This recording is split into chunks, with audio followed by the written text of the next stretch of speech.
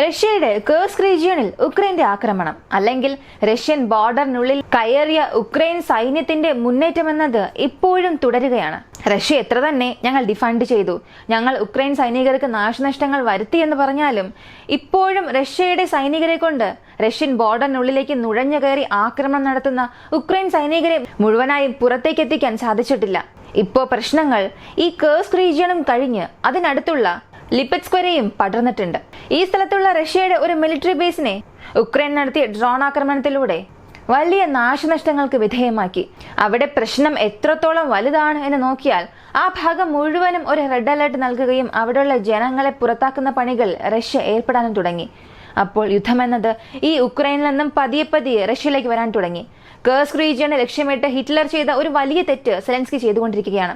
ഇത് Russia Ukraine യുദ്ധത്തിന്റെ വലിയൊരു വഴിത്തിരിവിലേക്ക് നയിക്കുന്ന സംഭവമായി മാറിക്കൊണ്ടിരിക്കുകയാണ്. കാരണം ഇതേ കേഴ്സ്ക് റീജിയനിലാണ് റഷ്യയുടെ പ്രധാനപ്പെട്ട ന്യൂക്ലിയർ പവർ പ്ലാന്റ് ഉള്ളത്. അതിനെ ഉക്രൈൻ ക്യാപ്ചർ ചെയ്യുകയാണെങ്കിൽ, അത് ഉക്രൈന്റെ കൺട്രോളിൽ വരികയാണെങ്കിൽ റഷ്യക്ക് അവിടെ വലിയൊരു നഷ്ടം സംഭവിക്കും. അങ്ങനെയാണെങ്കിൽ ഉക്രൈൻ അതിനെയാണോ ലക്ഷ്യം വെച്ചിരിക്കുന്നത്? അപ്പോ ഈ കേഴ്സ്ക് ബാറ്റിലിനെ കുറിച്ച് കൂടുതലും അറിയേണ്ടതുണ്ട്. പ്രധാനമായും ഇന്നലെ രാത്രി നടന്ന ആ ഡ്രോൺ ആക്രമണം റഷ്യയെ മുഴുവനും വിറപ്പിച്ചു എന്ന് തന്നെ പറയാം. ഇവയെല്ലാം ഈ വീഡിയോയിലൂടെ വ്യക്തമായി കാണാം.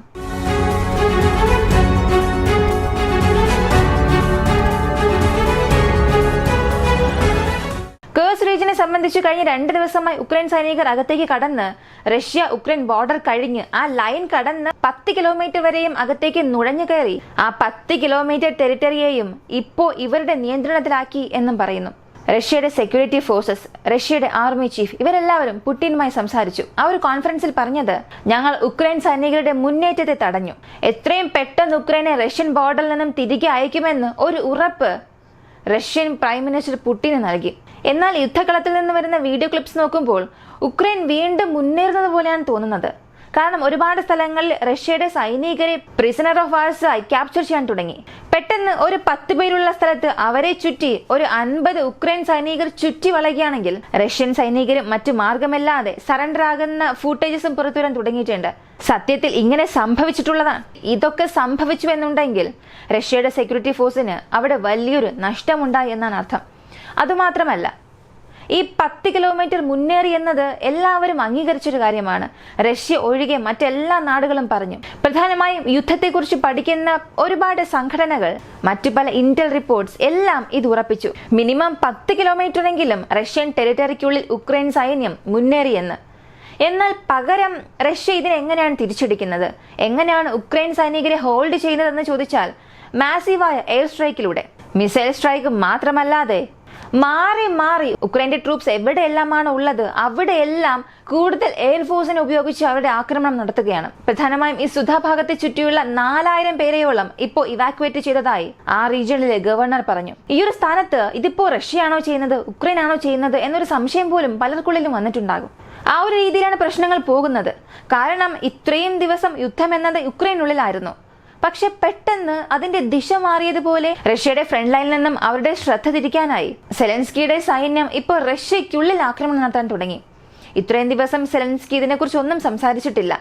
എന്നാൽ ഇന്നലെ ഒരു കാര്യം അയാൾ പറഞ്ഞു. അൽ ജസീറയിൽ ഇതിനെക്കുറിച്ച് പറഞ്ഞത്, റഷ്യയ്ക്കുള്ളിൽ ഇപ്പോൾ നടന്നുകൊണ്ടിരിക്കുന്ന പ്രശ്നങ്ങൾക്ക് റഷ്യ തന്നെയാണ് കാരണം.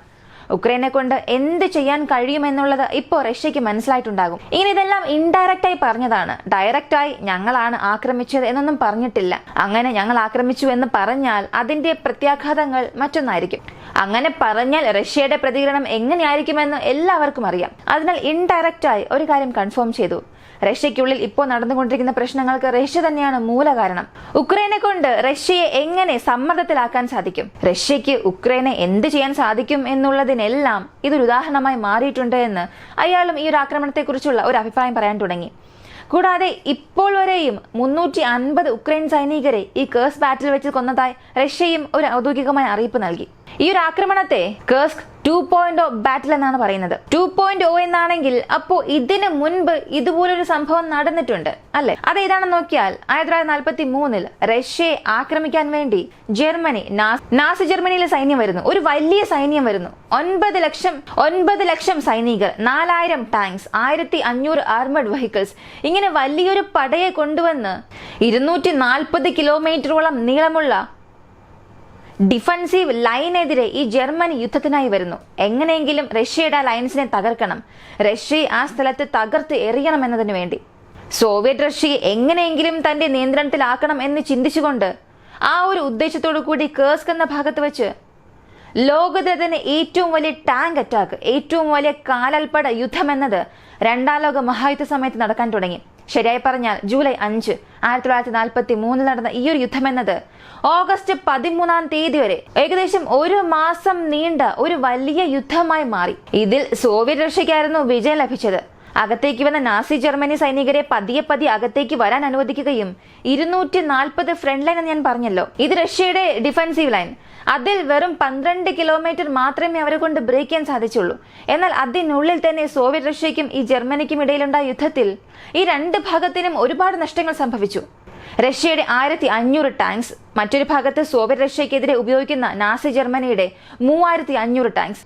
ഇങ്ങനെ ഏകദേശം 5000-6000 ടാങ്കുകൾ വരെയും ആ സ്ഥലത്ത് വെച്ച് നശിക്കുന്നു. നാസി ജർമ്മനിയുടെ ഏറ്റവും വലിയ പരാജയമായും ഇത് പതിഞ്ഞു. ഈ ഒരു ആക്രമണത്തിന് കാരണം എന്തെന്ന് ചോദിച്ചാൽ, കേഴ്സ് ഭാഗം എന്നത് റഷ്യയുടെ ഒരു ഗേറ്റ് വേ ആണ്. അത് ഇപ്പോഴുള്ള റഷ്യ ആയിരുന്നാലും അല്ലെങ്കിൽ സോവിയറ്റ് റഷ്യ ആയിരുന്നാലും ശരി, മോസ്കോയിൽ നേരിട്ട് ആക്സസ് കിട്ടണമെന്നുണ്ടെങ്കിൽ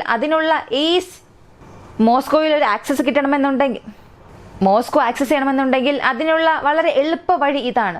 കൂടുതലും അവിടെ മലകളൊന്നുമില്ല, കാടുകളും മരങ്ങളും നിറഞ്ഞ ഒരു പ്രദേശമാണ്, സമതല പ്രദേശം. അപ്പോ ഇതിനെ നമ്മൾ ലക്ഷ്യം വയ്ക്കുകയാണെങ്കിൽ, ഈ ഫ്രണ്ട് ഓപ്പൺ ചെയ്യുകയാണെങ്കിൽ പെട്ടെന്ന് മോസ്കോയെ ആക്രമിക്കാം എന്നുള്ളതായിരുന്നു അന്നത്തെ ജർമ്മനിയിലെ ഹിറ്റ്ലർ നടത്തിയ ഒരു പദ്ധതി. അത് തകർന്നതിന് ശേഷം സോവിയറ്റ് റഷ്യക്കെതിരെ നാസി ജർമ്മനിയുടെ വീഴ്ചയും ആരംഭിച്ചു.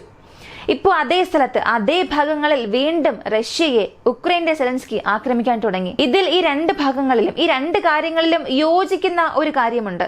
അപ്പോഴും സോവിയറ്റ് റഷ്യക്കെതിരെ ജർമ്മനിയുടെ ആർമഡ് വെഹിക്കിൾസ് ചിലത് ഉപയോഗിച്ചിട്ടുണ്ടായിരുന്നു. ഇപ്പോഴും അതുപോലെ മഡൂറൈനും ജർമ്മൻ ആർമഡ് പേഴ്സണൽ കാരിയേഴ്സും ആർമഡ് വെഹിക്കിൾസും ഈ സ്ഥലത്ത് റഷ്യക്കെതിരെ ഉക്രൈൻ ഉപയോഗിച്ചുകൊണ്ടിരിക്കുകയാണ്. അതും റഷ്യ ചില സ്ഥലങ്ങളിൽ വെച്ച് നശിപ്പിച്ചു. ഇപ്പോ ചരിത്രം വീണ്ടും ആവർത്തിക്കുന്നു എന്ന് പറയുന്നത് പോലെ ഏതോ ഒരു കാര്യത്തിൽ ഇവ രണ്ടും തമ്മിൽ മാച്ച് ആകുന്നുണ്ട്. ഇപ്പോ ഈ തെർമൽ ന്യൂക്ലിയർ പവർ പ്ലാന്റിനെ സംബന്ധിച്ച് കേഴ്സ്ക് റീജിയനിലുള്ളത് വെച്ച് വളരെ പ്രധാനപ്പെട്ട ഒരു പവർ പ്ലാന്റ് ആണ്. ഇതിപ്പോൾ IAEAയുടെ ഡയറക്റ്റ് മോണിറ്ററിംഗിലാണ് ഉള്ളത്. ഉക്രൈൻ അതിർത്തിയുടെ ഏറ്റവും അടുത്തുള്ള റഷ്യൻ ആണവ നിലയമാണ് ഈ കേഴ്സ്ക് ആണവ നിലയം. വെറും 60 കിലോമീറ്റർ അകലെയാണ്. ഒരു പക്ഷേ ഉക്രൈൻ അതുവരെ മുന്നേറി വരികയാണെങ്കിൽ ഈ ആണവ നിലയം അവരുടെ നിയന്ത്രണത്തിലാകും.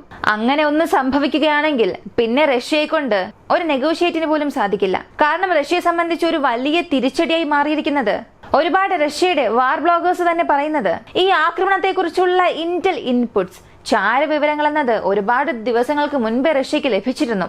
ഈ ബോർഡറിൽ ഉക്രൈൻ ഒരുപക്ഷെ പുതിയ ഫ്രണ്ട് ഓപ്പൺ ചെയ്യാം. കാരണം ഒരു പീസ് ഡീൽ എന്ന ഘട്ടം വരികയാണെങ്കിൽ റഷ്യയുടെ ചില ഭാഗങ്ങൾ ഉക്രൈന്റെ നിയന്ത്രണത്തിലായിരുന്നാൽ മാത്രമേ റഷ്യ എങ്ങനെയാണ് ഉക്രൈനിൽ ഒരു സമ്മർദ്ദം ചെലുത്തുന്നത്, അതുപോലെ ഒരു സമ്മർദ്ദം തിരികെ ഉക്രൈനെ കൊണ്ട് റഷ്യക്ക് നൽകാൻ കഴിയൂ എന്ന് ഒരുപാട് ചാര വിവരം ലഭിച്ചിട്ടുണ്ട്. എന്നാൽ പതിവ് പോലെ റഷ്യ ഇതും വലിയ കാര്യമാക്കിയില്ല. സാധാരണ ഉക്രൈനെ കൊണ്ട് റഷ്യക്കുള്ളിൽ അത്ര പെട്ടെന്ന് വരാൻ കഴിയില്ല. അതിനാൽ ഇടയ്ക്കിടയ്ക്ക് ഇങ്ങനെയുള്ള വിവരങ്ങൾ വരാറുണ്ട്. എന്നാൽ അങ്ങനെ കിട്ടിയ ചാര വിവരത്തെ പോലും അവഗണിച്ചത് കൊണ്ടാണ് ഇത്രയും പ്രശ്നങ്ങൾ വന്നത് എന്ന് റഷ്യ ഈ സ്ഥലത്ത് ഒരുപാട് പേർ വിമർശിക്കാൻ തുടങ്ങി. ഇപ്പോ ഈ ന്യൂക്ലിയർ പവർ പ്ലാന്റ് ഒരു പക്ഷേ ഉക്രൈൻ പിടിക്കുകയാണെങ്കിൽ, അവരുടെ നിയന്ത്രണത്തിന് കീഴിൽ വരികയാണെങ്കിൽ, തീർച്ചയായും റഷ്യയെ കൊണ്ട് നെഗോഷിയേഷൻ ടേബിൾ ഇരിക്കാൻ സാധിക്കില്ല. ആ സ്ഥലത്ത് ഒരു ചർച്ച പോലും നടത്താൻ കഴിയാത്ത ഒരു അവസ്ഥയിലേക്ക് റഷ്യ മാറും. എന്നാൽ ഇങ്ങനെ ഒരു സാഹചര്യം റഷ്യ ഒരിക്കലും സൃഷ്ടിക്കില്ല. തീർച്ചയായും അവരെ അത്രത്തോളം അകത്തേക്ക് വരാൻ റഷ്യ അനുവദിക്കില്ല. കാരണം ഇപ്പോ ഈ 10 കിലോമീറ്ററിൽ തന്നെ അവരെ ഹോൾഡ് ചെയ്യാൻ ശ്രമിക്കും. അവരെങ്ങനെയെങ്കിലും പിന്നിലേക്ക് തള്ളാൻ ശ്രമിക്കും. അത് കഴിഞ്ഞ് മുന്നിലേക്ക് വരാനുള്ള എല്ലാ വഴികളും റഷ്യ അടയ്ക്കും. ഇപ്പോ 1000 സൈനികർ അകത്തേക്ക് വന്നു എന്ന് പറയുന്നു. ഒരുപാട് ബ്രിഗേഡ്സും അകത്തേക്ക് വരുന്നുവെന്ന വിവരം ലഭിച്ചിട്ടുണ്ട്. റഷ്യയുടെ ഏരിയൽ അറ്റാക്ക് ഒരുപാട് നടന്നുകൊണ്ടിരിക്കുന്നത് കൊണ്ട് ഉക്രൈനെ കൊണ്ട് അവരുടെ കൺട്രോളിലുള്ള ഭാഗത്തെ പോലും ഹോൾഡ് ചെയ്യാൻ വളരെ പ്രയാസമായിരിക്കും. എന്നാൽ അതേസമയം മറ്റു ചിലർ പറയാൻ തുടങ്ങിയത്, റഷ്യക്കെതിരെ ഉക്രൈന്റെ മൂവ്മെന്റ്സ് എന്നത് അവിടെ അധികം തന്നെ ഉണ്ട്. ഒരുപാട് സ്ഥലങ്ങളിൽ അവർ മുന്നേറി പോകുന്നുണ്ട്. എന്നാൽ ഈ പാറ്റേൺ കാണുമ്പോൾ അതൊരു ട്രാപ്പ് ആണെന്ന പോലെയാണ് തോന്നുന്നത്. കാരണം വളരെ എളുപ്പത്തിൽ ഉക്രൈൻ അകത്തേക്ക് വരുന്നു, ഒരുപാട് പേര് തടവുകാരായി പിടിക്കുന്നു. ഒരു 10-15 കിലോമീറ്റർ വളരെ എളുപ്പത്തിൽ മുന്നേറി പോകുമ്പോൾ അതൊരു ട്രാപ്പ് പോലെയാണ് തോന്നുന്നത്. റഷ്യ ഏതൊരു ട്രാപ്പ് സെറ്റ് ചെയ്ത് വെച്ചിട്ടുണ്ട്. അതിനെ കാരണമായി കാണിച്ച് റഷ്യക്ക് വലിയൊരു തിരിച്ചടി നൽകാനാണ് അവരുടെ പദ്ധതി എന്ന രീതിയിലും പലരും സംസാരിക്കുന്നുണ്ട്. ഒരുപക്ഷെ ഇത് റഷ്യയുടെ ട്രാപ്പ് ആണെന്നുണ്ടെങ്കിൽ ന്യൂക്ലിയർ പവർ പ്ലാന്റ് വരെയും ഉക്രൈനെ കൊണ്ടുവരികയും അതിനെ കാരണമായി കാണിച്ച് ഉക്രൈനിൽ ഒരു ഫുൾ സ്കെയിൽ വാർ നടക്കും. ഇപ്പോൾ നടക്കുന്നത് റഷ്യയെ സംബന്ധിച്ച് ഒരു സ്പെഷ്യൽ മിലിറ്ററി ഓപ്പറേഷൻ മാത്രമാണ്. Special military operation, full scale war, രണ്ടിനും ഒരുപാട് വ്യത്യാസമുണ്ട്. ഇതിൽ ചെയ്യാൻ കഴിയാത്ത ഒരുപാട് കാര്യങ്ങൾ ഉക്രൈനെതിരെ റഷ്യയെ കൊണ്ട് ആ സമ്പൂർണ്ണ യുദ്ധത്തിൽ തീർച്ചയായും ചെയ്യാൻ സാധിക്കും. അതിനായിട്ടുള്ള ഒരു ട്രാപ്പായി റഷ്യ ഇത് സെറ്റ് ചെയ്തിട്ടുണ്ടാകുമെന്ന് പറയുന്നവരും പലരുമുണ്ട്. എന്നാൽ ഇപ്പോൾ കളത്തിൽ നടക്കുന്നത് കേഴ്സ് റീജിയണിൽ റഷ്യയുടെ സൈനികർക്കെതിരെ ഉക്രൈൻ റഷ്യയ്ക്കുള്ളിൽ തന്നെ കടന്ന് റഷ്യ ആക്രമിക്കുന്നു. അതുമാത്രമല്ല, ഇന്നലെ രാത്രി 2 മണിക്ക്, റഷ്യൻ സമയം അനുസരിച്ച് 2 മണിക്ക് ആ ലിപിറ്റ്സ്ക് റീജിയണിൽ ഒരു വലിയ ഡ്രോൺ ആക്രമണം നടന്നു. ഈ കേഴ്സ് റീജിയനെയും ലിപിറ്റ്സ്ക് റീജിയനെയും ലക്ഷ്യം വെച്ച് 75-ൽ കൂടുതൽ ഡ്രോൺസിനെ ഉക്രൈൻ അയച്ചിട്ടുണ്ട്. അതിൽ 19 ഡ്രോൺസിനെ അവിടെ മാത്രം വെച്ച് മുഴുവനായും റഷ്യയുടെ എയർ ഡിഫൻസ് സിസ്റ്റം വെടിവെച്ച് വീഴ്ത്തി. എന്നാൽ ഈ സെക്യൂരിറ്റിയെ എല്ലാം മറികടന്ന് ഉള്ളിലേക്ക് പോയി ചില ഡ്രോൺസ് ഈ ലിപിറ്റ്സ് പൊസിഷനിലുള്ള ചില പ്രധാനപ്പെട്ട മിലിറ്ററി ബേസിൽ വീണ് പൊട്ടിത്തെറിച്ചതിൽ ആ സ്ഥലത്ത് വലിയൊരു തീ വിപത്ത് ഉണ്ടാകുന്നു. അഗ്നിശമന സേന വരികയും ഒരുപാട് കഷ്ടപ്പെട്ട് അവിടെയുള്ള തീയെല്ലാം അണയ്ക്കാൻ ശ്രമിക്കുകയും ചെയ്തു. എങ്കിലും ഒരുപാട് സ്ഥലങ്ങളിൽ എമുനേഷൻസ് പൊട്ടിത്തെറിക്കാൻ തുടങ്ങി. വെടിമരുന്നുകളും സ്ഫോടന വസ്തുക്കളും ഒരുപാടുണ്ടായിരുന്നതുകൊണ്ട് പൊട്ടിത്തെറികളും ഒരുപാടുണ്ടായിട്ടുണ്ട്. അതിനാൽ അപ്പോൾ തന്നെ ഒരു 1000 പേരെയോളം ഇവാക്യുവേറ്റ് ചെയ്യുകയും അവിടെ ചുറ്റി ഒരു റെഡ് അലർട്ട് നൽകി. ആരും അടുത്ത വിവരം വരുന്നതുവരെയും ഇങ്ങോട്ടേക്ക് വരരുത്, ആരും അടുത്തൊരു വിവരം വരുന്നതുവരെ ഇങ്ങോട്ടേക്ക് വരരുത് എന്ന്, റഷ്യയുടെ അടുത്ത ഒരു വിവരം ലഭിക്കുന്നത് വരെ ആരും ഇങ്ങോട്ടേക്ക് വരരുതെന്ന് പറയുകയും റഷ്യയുടെ ആർമി തന്നെ അകത്തേക്ക് ഇറങ്ങി ജനങ്ങളെല്ലാം പുറത്താക്കുകയും പൊട്ടിത്തെറിക്കാത്ത സ്ഫോടന വസ്തുക്കളെ ഉപയോഗശൂന്യമാക്കുകയും ചെയ്തു. ഇങ്ങനെ കഴിഞ്ഞ 2-3 ദിവസത്തിൽ മാത്രം ഉക്രൈനിൽ നിന്നുള്ള യുദ്ധം മുഴുവനായും റഷ്യൻ ഭാഗത്തേക്ക് തിരിഞ്ഞിട്ടുണ്ട്. ഇപ്പോൾ എല്ലാ മീഡിയാസിന്റെ ശ്രദ്ധയും ഇവിടെയാണ്. മിഡിൽ ഈസ്റ്റിനെ കുറിച്ച് അങ്ങനെ വലുതായി സംസാരിക്കുന്നോ ഇല്ലയോ? റഷ്യ ഉക്രൈൻ യുദ്ധത്തിൽ ഇങ്ങനെ സംഭവം നടന്നുകൊണ്ടിരിക്കുകയാണ്. റഷ്യയെ ഉക്രൈൻ ആക്രമിക്കുന്നു. ഇങ്ങനെ സംഭവങ്ങളെല്ലാം വലിയ രീതിയിൽ കാണിക്കുകയാണ്. ഇപ്പോ ഇതാണ് ടോക്ക് ഓഫ് ദ ടൗൺ. അപ്പോൾ എല്ലാവരും ഇതിനെക്കുറിച്ചാണ് സംസാരിക്കുന്നത്. അങ്ങനെയാണെങ്കിൽ മറ്റ് ഭാഗങ്ങളിലൊന്നും പ്രശ്നങ്ങൾ നടക്കുന്നില്ല എന്ന് ചോദിച്ചാൽ ഉക്രൈനുള്ളിലെ യുദ്ധം അങ്ങനെ തുടർന്നുകൊണ്ടിരിക്കുകയാണ്. ഇന്നലെ നിപ്പർ റിവർ ക്രോസ് ചെയ്ത് കേഴ്സൺ ഭാഗങ്ങൾക്കുള്ളിലേക്ക് നുഴഞ്ഞു കയറാൻ ശ്രമിച്ച 70 ഉക്രൈൻ സൈനികരെ റഷ്യ ആ ഒരു ബോട്ടോടുകൂടി തന്നെ നശിപ്പിച്ചു. കൂടാതെ സാബ്രോസിഷ്യ ഭാഗങ്ങളിലെല്ലാം യുദ്ധം ഇപ്പോഴും തുടർന്ന് നടക്കുന്നുണ്ട്.